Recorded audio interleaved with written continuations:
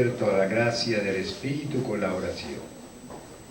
Ahora, me ruego, voy a delatar el gran enemigo, el verdadero gran enemigo de la vida cristiana.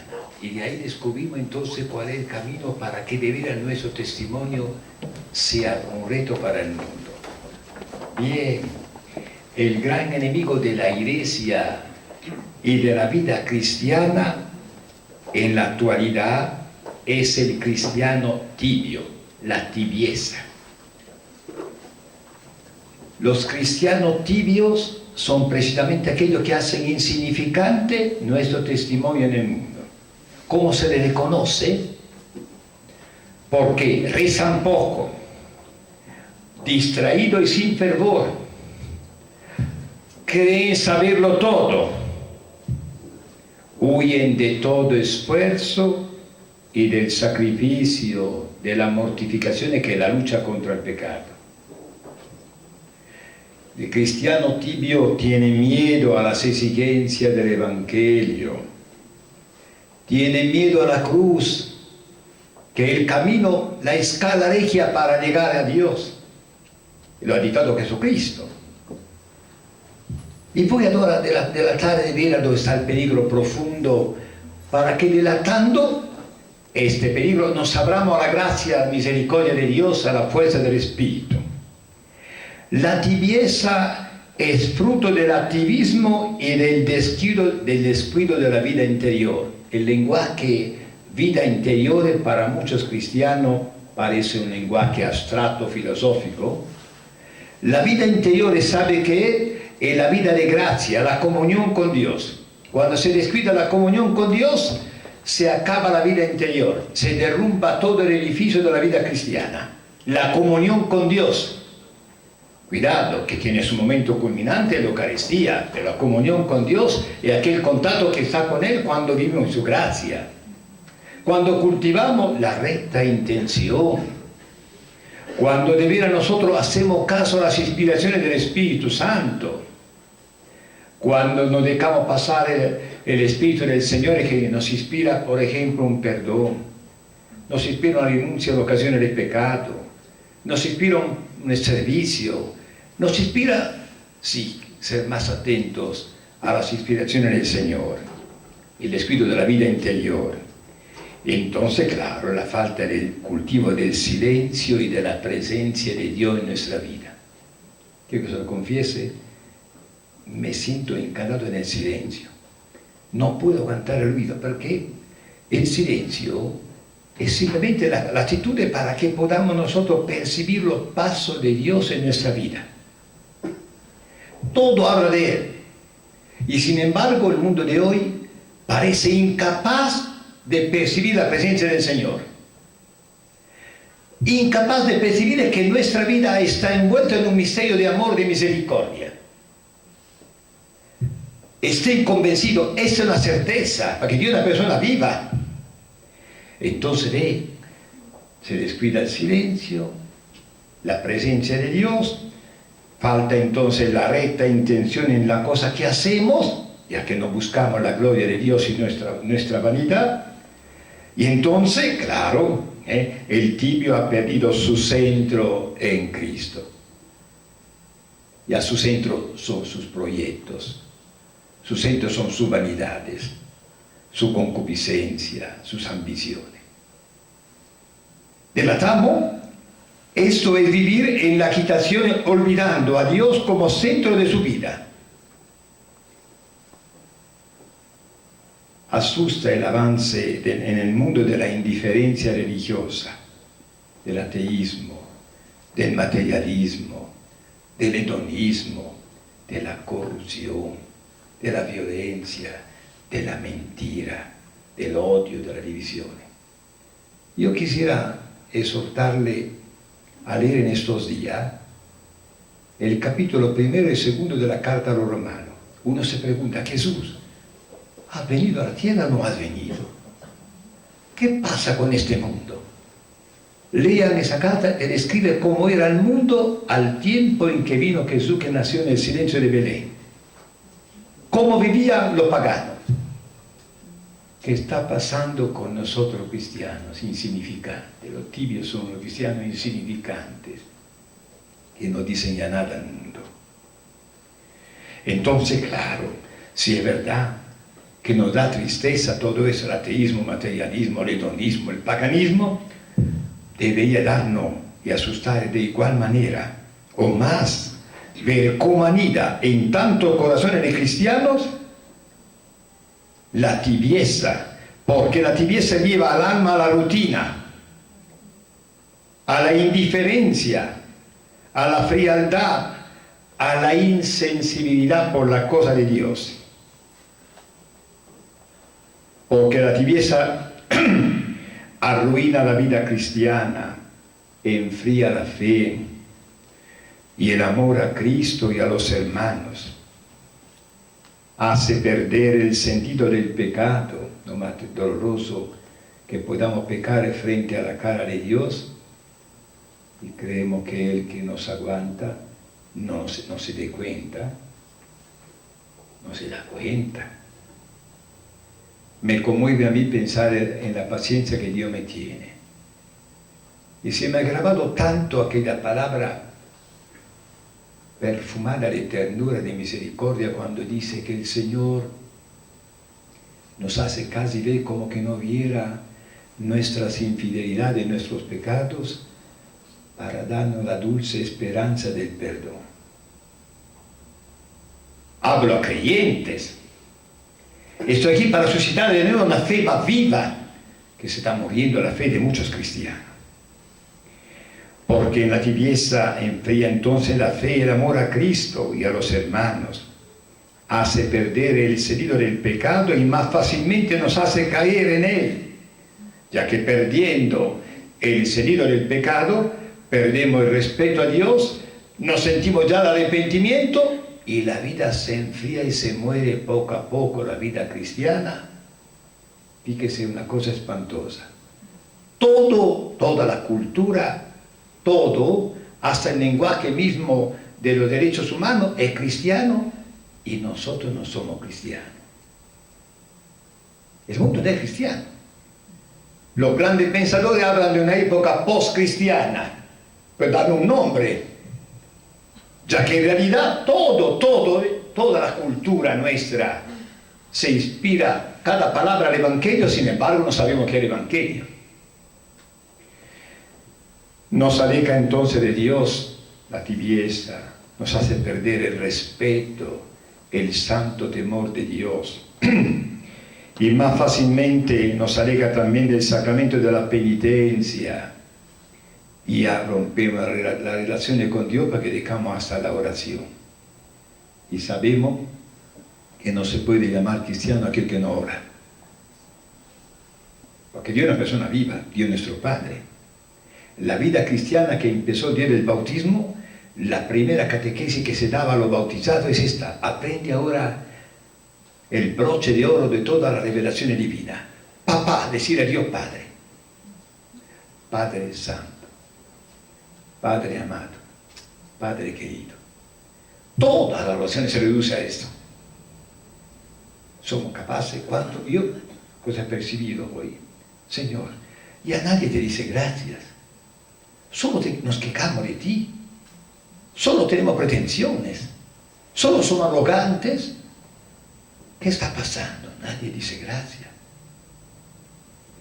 En esta parroquia resuena, me traspasa el alma porque sé lo que significa, cómo debe sentirse Dios cuando de corazón le decimos gracias Jesús.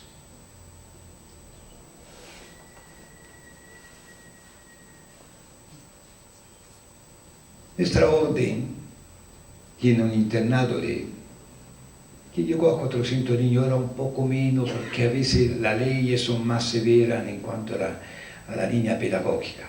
Pero lo primero que enseñé a estos niños, que acogemos a nosotros porque su padre, muy pobre de repente, otra vez es que ha perdido su deber y su dignidad de madre porque prefiere cultivar su humanidad de mujer, y padres que de repente están en la cárcel, o drogaditos, y otro padre muy pobre, bien, estos niños que recibimos ahí, lo primero que le enseñamos a decir gracias a Jesús. Cambia toda la actitud cuando uno es capaz de decir gracias. Recuerdo un encuentro con una madre de familia que se quejaba conmigo de su hijo de 15 años. Y sabe, me decía, padre, no me cuesta los sacrificios, pero que mi hijo no se dé cuenta, que no sea capaz nunca de reconocer que todo lo que hago por él es por amor, se atreve a decirme, ¿quién eres tú para mí? Y había desmayado cuando escuchó esta palabra de su hijo. Decir gracias es la actitud primera de un hijo. La tibieza hace perder el temor de Dios, que el don más grande de todos los santos, de todo aquello que se llaman justo a los ojos de Dios, dice la Biblia, temían al Señor. Temer a Dios es lo más exquisito, que consiste en esto, que ya desde que conozco a Jesús no puedo ofenderle sin sentirme triste. Y no porque temo castigo, sino porque me doy cuenta que he recibido solo bien y ningún mal. El temor de Dios hasta viene cuando uno se le escapa una palabra inoportuna, un juicio, una expresión de impaciencia, al instante tristeza profunda, Señor, a ti te he ofendido.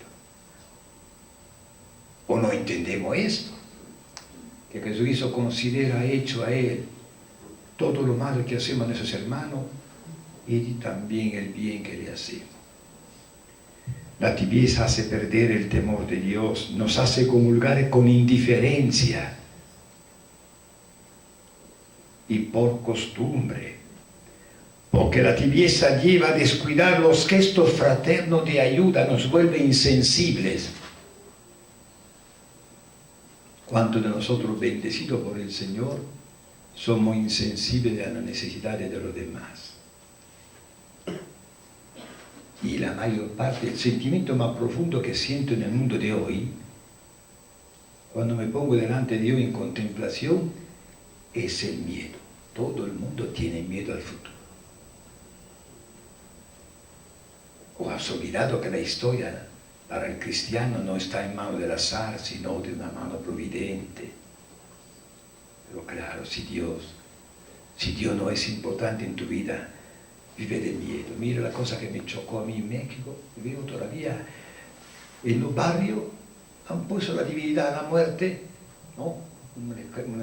Una calavera vestida de negro y le rinden culto, le queman incienso. Tú vas meditando, fíjese, la Santa Muerte. Primero que no existe, pero he percibido el terror que tiene el mundo de hoy y se inventó una divinidad para cuidarla como paganos, que nos fiamos de que tienen ojos y no ven los ídolos, tienen oídos y no oyen, tienen boca y no hablan. Que sean así todos los que construyen esos ídolos, dice la Biblia. Hasta ahora una nueva divinidad, la muerte, para que se quede en eco, para que tenemos terror a ella, cuando no existe. Recuerda como franciscano, Francisco se preparaba a la muerte diciendo la última estrofa del cántico de la creación. Alabado sea mi Señor por mi hermana muerte corporal. Y dice así, de la cual ningún hombre viviente puede escapar. Ay de aquellos que mueran en pecado mortal, bienaventurados los que tú encuentras cumpliendo tu muy santa voluntad. Cuando no duermo en la noche, me preparo a encontrarme con Jesús. No quiero tener miedo a la muerte, no quiero que me atropelle. Me preparo cualquier momento, por eso cada día, un día más de vida, gracias por poderse servir.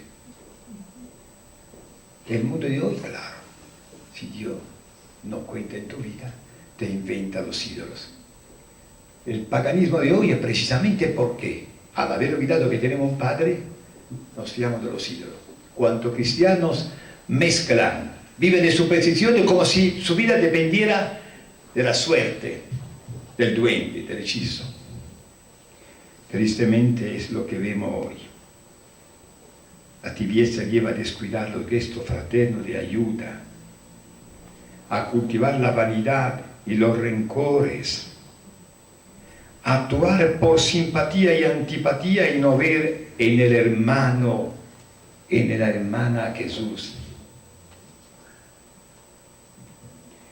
La tibieza lleva a cultivar la sensualidad, y la esclavitud del mundo de hoy es precisamente la sensualidad, la concupiscencia de los ojos, de los pensamientos, del corazón, de la carne.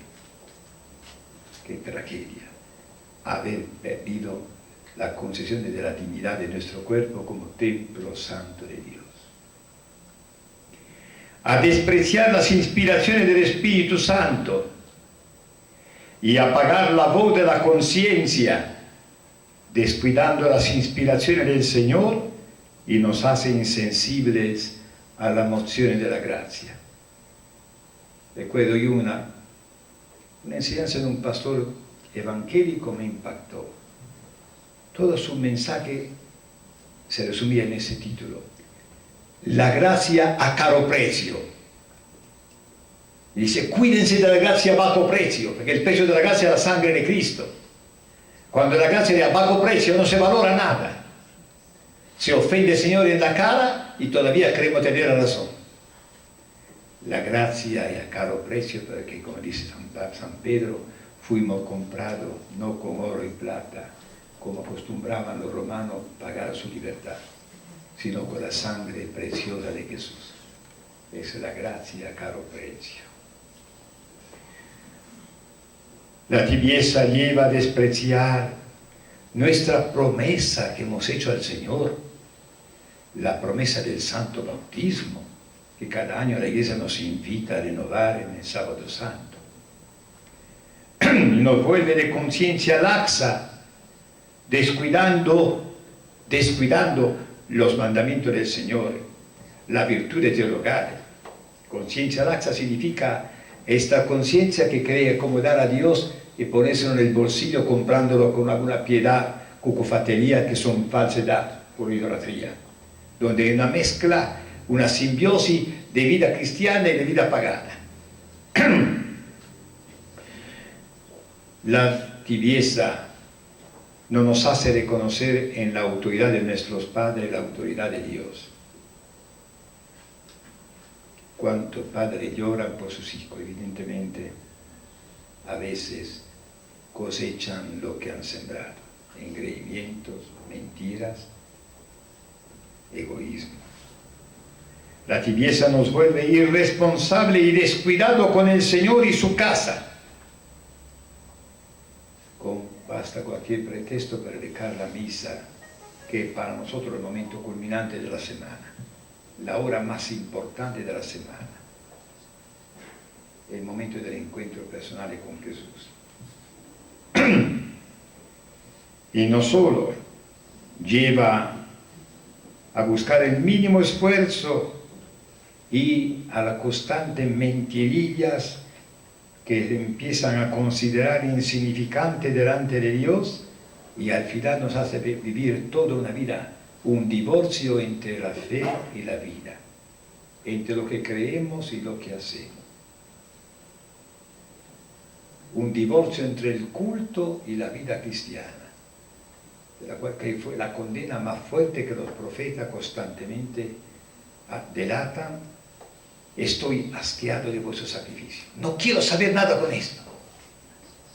Quiero un corazón arrepentido, el culto de un alma arrepentida, de una vida que se entrega al Señor con fidelidad. La palabra de los profetas. La tibieza nos lleva a criticar a los hermanos, a las hermanas, a juzgar a todo el mundo. Así que vemos nosotros tanto defectos de los demás y andamos ciegos con nuestros defectos. Y a buscar los propios intereses y no a complacer al Señor. La tibieza lleva a despreciar los sacramentos, a criticar a la Iglesia, a hablar mal del Papa, a creernos jueces, nosotros que somos tan indignos de la misericordia de Dios, a descuidar la oración y a rehuir todas las exigencias de la lucha contra el pecado. Todo lo que es difícil, nosotros lo rechazamos. Y lógico, no educamos la voluntad bien, no tenemos la virtud, porque sabemos que la vida cristiana se constituye por las 3 virtudes teologales y las virtudes morales, donde las virtudes morales reflejan lo que es la ley natural del cristiano, que se expresa en los 10 mandamientos, y las virtudes teologales expresan la nuestra relación con Dios. Así hay que volver. Si hemos delatado ahora ese estado que cada uno sabe muy bien que puede reflejarse ahí. Decía Santa Clara de Asís a sus hermanas, y lo decía la hermana, su hermana espiritual, que era Inés: yo sé como mujer que te gusta mirar tu rostro en el espejo, que tu espejo sea Jesucristo.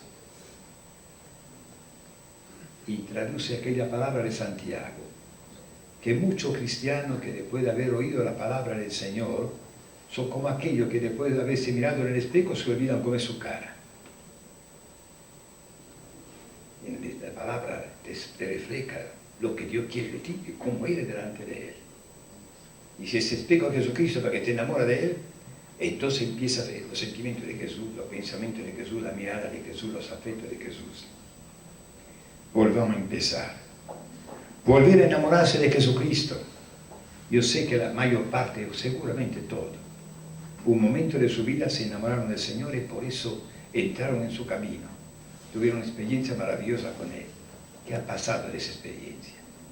Nos hemos creído bueno. Habíamos olvidado que aquel amor que nos había limpiado totalmente, que había sanado las heridas, que nos dio una esperanza, que nos hizo sentir en un momento tan amado por Dios que éramos dispuestos a morir por Él, que nos hizo romper con toda la cadena del pecado, pero el demonio nos engañó diciendo que ese era nuestro mérito, que éramos buenos. ¿Cuántos cristianos ni siquiera se sienten pecadores? Es el grave pecado nuestro, de aquellos que no creemos buenos. Volver a enamorarse de Cristo, porque al acercarnos al fuego divino, con el arrepentimiento y la penitencia y con la oración, retornemos a Dios y volvamos a reponerlo en el primer lugar.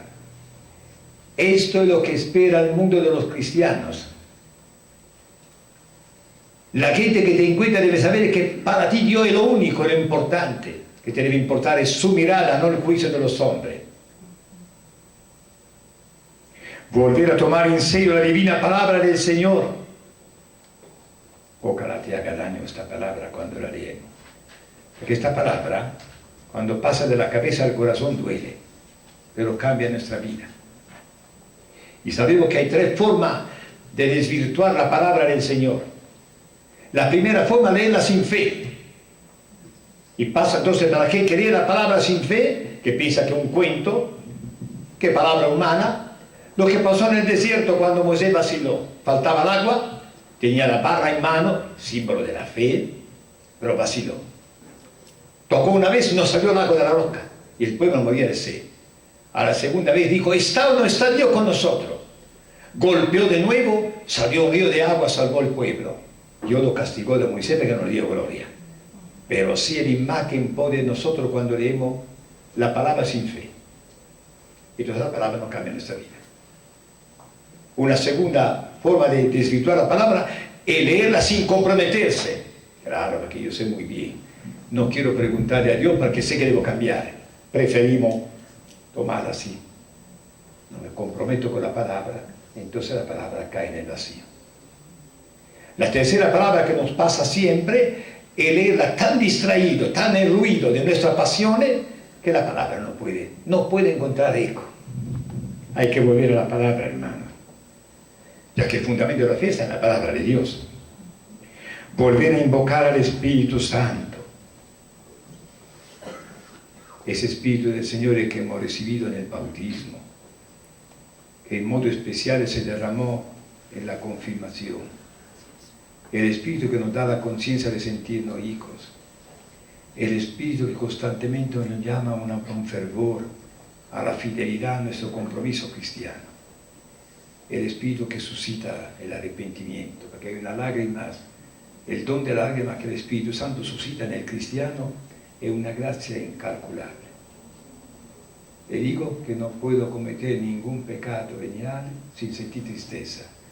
Y digo, Señor, gracias, porque el día que no sintiera arrepentimiento no me voy a convertir nunca. Ya no aspiro a la santidad. A que no dé siempre esa tristeza de ofender al Señor, de estar atentísimo a sus inspiraciones. Volver a pedir con fe que renueve su gracia, que ablande nuestro corazón para poner al centro de nuestra vida a Dios. Ahí está el secreto. Así la tibieza queda herida de muerte.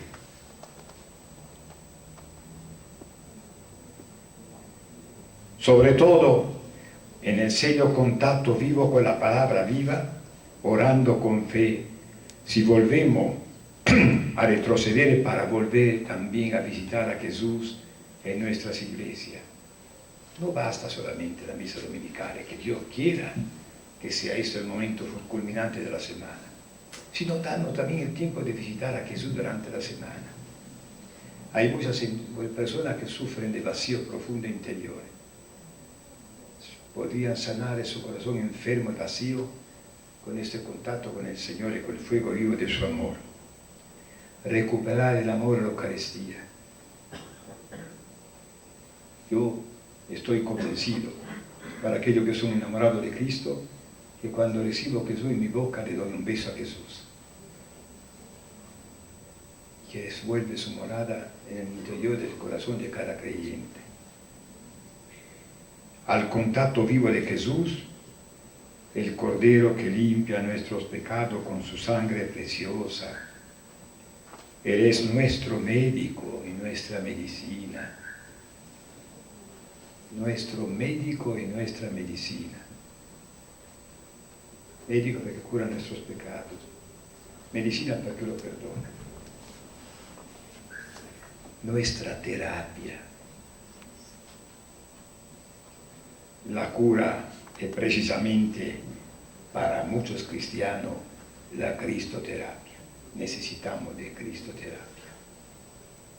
Es un convencimiento absoluto que si bastaba en esta tierra cuando Jesús era mortal, tocar el borde de su manto, invocarle y recibir una palabra de Él para sanar, cuanto más. Le falta la fe entonces para que la Eucaristía produzca lo que debe producir. Lucha con tu sensualidad, no puedes ser casto. Señor, que tu carne preciosa purifique esta carne enferma. Te falta amor, Señor, que es tu fuego divino me enseña a amar y a perdonar. Te falta la fe, Señor, que yo pueda verte con los ojos de la fe, aumenta mi fe. Él es nuestro médico y nuestra medicina. El mundo de hoy necesita de la cristoterapia, hay que volver a Jesucristo.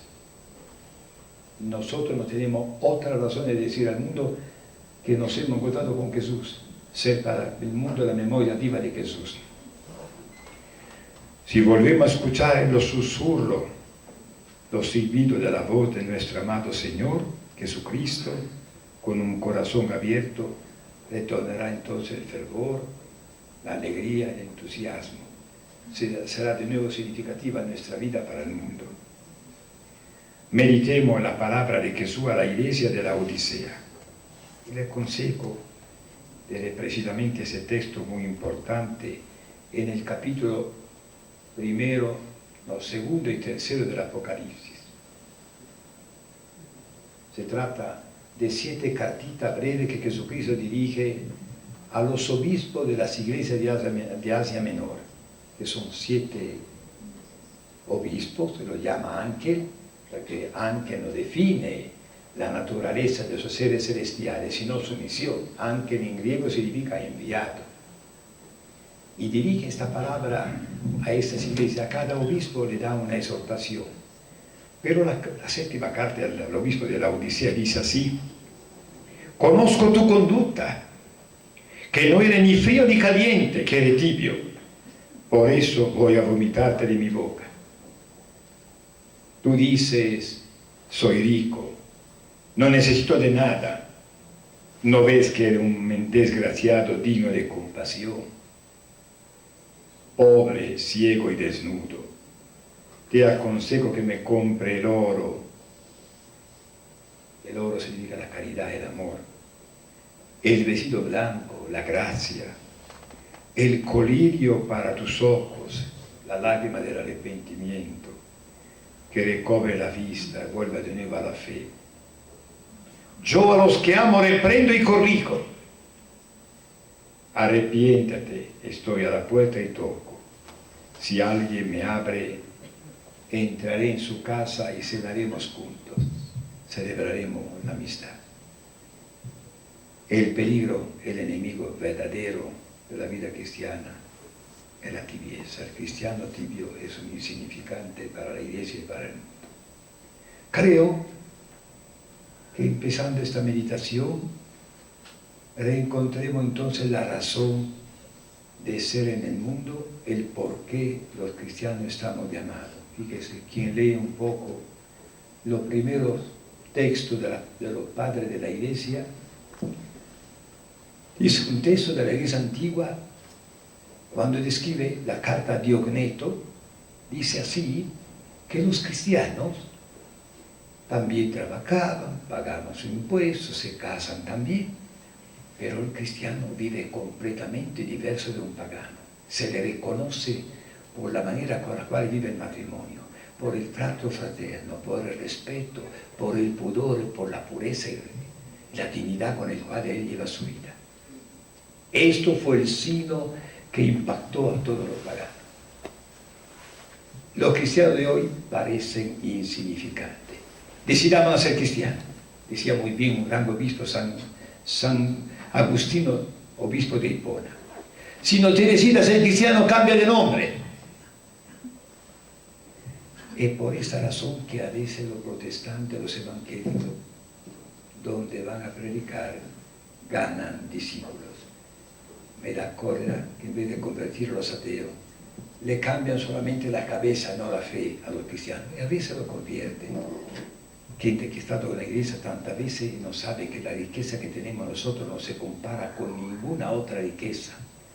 Tenemos la Eucaristía, tenemos la iglesia como madre, tenemos la palabra que se nos comunica en la misa, la alabanza, el sacrificio de la misa que es impagable.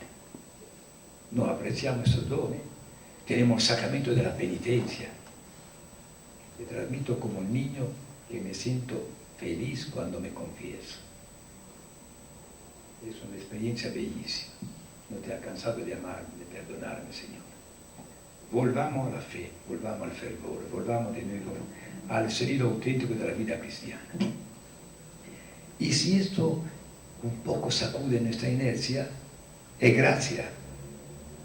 Cuando la palabra empieza a encontrar eco y nos incomoda, porque es cierto que Jesucristo nunca nos deja en paz, porque nos ama, porque dice: yo a los que amo reprendo y corrijo. Lo concede al Señor recapacitar y salir también de este encuentro de hermanos con un propósito firme. ¿Cómo vivo mis relaciones familiares? ¿Cómo vivo mi compromiso con Dios? ¿Cómo vivo mi amor de juventud, mi juventud? ¿Cómo vivo el matrimonio? ¿Cómo vivo mi trabajo? ¿Qué sentido tiene Dios? ¿Qué lugar tiene Jesucristo en mi vida? Si tú amas a alguien más que a Cristo, es un ídolo. Si tú amas a una persona o algo más que Jesucristo, es idólatra. ¿Quién merece el único amor sino Jesucristo?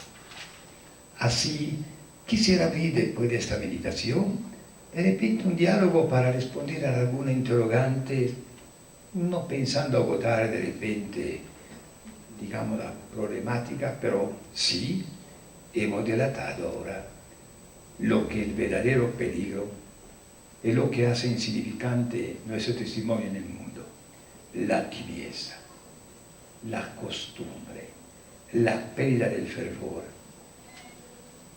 Hay que volver entonces a enamorarnos del Señor y Jesús, pidiendo al Espíritu Santo que de un fuego divino de nuevo nos despierte el deseo de amar al Señor y de serle fiel. ¿Alguna pregunta, algunos interrogantes?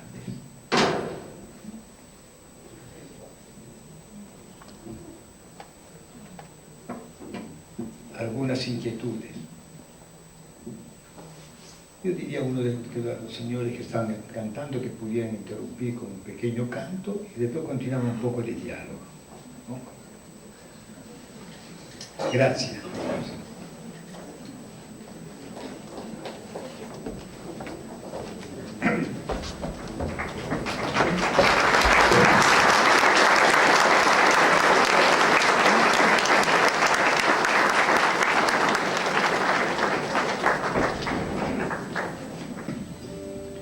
Ser cristiano es difícil, no es fácil.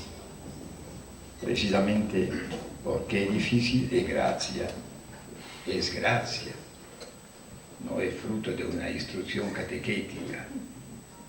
Ser cristiano es gracia, es un hacerse cristiano, como la escuela de Jesús, como con la gracia, como con la oración, que son el secreto de la vida cristiana. Estamos todos en la misma lucha. Hagan la prueba, fíjense del Señor.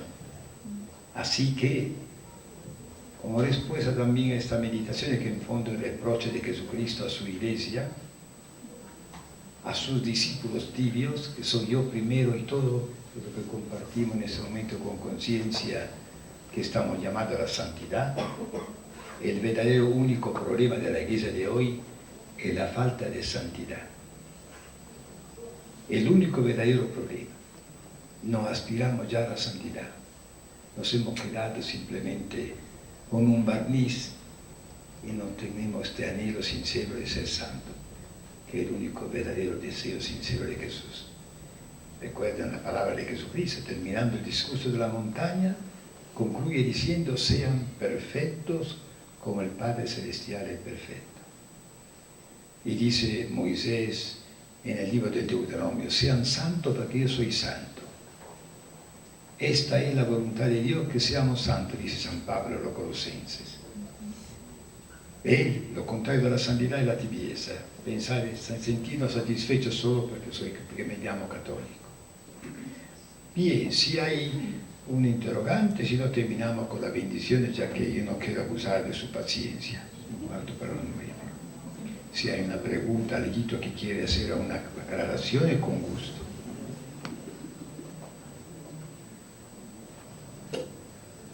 Bien, nos ponemos de pie entonces, rezamos con fe.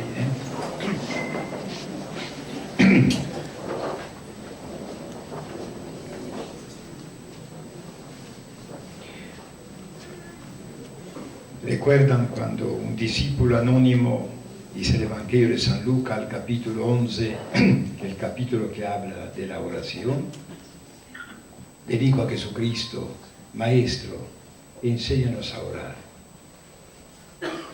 Y Jesús enseñó la oración perfecta, la oración de los hijos de Dios, la oración que los primeros padres de la iglesia llamaron la oración del Señor, que se resume en aquella palabra que incluye todas las oraciones. Papá, Padre querido.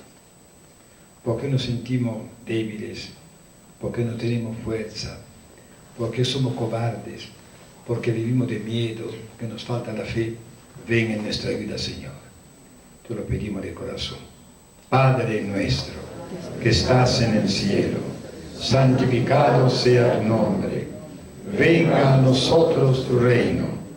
Hágase tu voluntad en la tierra como en el cielo. Danos hoy nuestro pan de cada día. Perdona nuestras ofensas, como también nosotros perdonamos a los que nos ofenden. No nos dejes caer en tentación y líbranos del mal. En el camino de la vida cristiana, Jesucristo nos dejó también como madre y maestra la Santísima Virgen María. De ella, el juicio más hermoso que da el Evangelio del Espíritu Santo es esta, que guardaba en su corazón la palabra del Señor y la meditaba constantemente, que nos enseña a guardar esta palabra y ponerla en práctica. Dios te salve, María, llena eres de gracia, el Señor es contigo, bendita tú eres entre todas las mujeres, y bendito es el fruto de tu vientre, Jesús. Santa María, Madre de Dios, ruega por nosotros los pecadores, ahora y en la hora de nuestra muerte. Amén. El Señor esté con ustedes. Dios os guarde, os proteja, y la bendición de Dios Todopoderoso, Padre, Hijo y Espíritu Santo, descienda sobre ustedes y permanezca para siempre. Amén. Retengamos como memoria de este encuentro, no dejar pasar ninguna buena inspiración del Señor sin ponerla en práctica. Llegamos a la santidad. Si somos sensibles a las inspiraciones del Señor, nos volvemos más abiertos a Dios y entonces Él más frecuentemente nos hablará. Y entonces sentiremos de veras que empieza Él a tener el timón de nuestra vida y a volver al centro de nuestra existencia. Buenas noches a todos y hasta otra oportunidad. Buenas noches.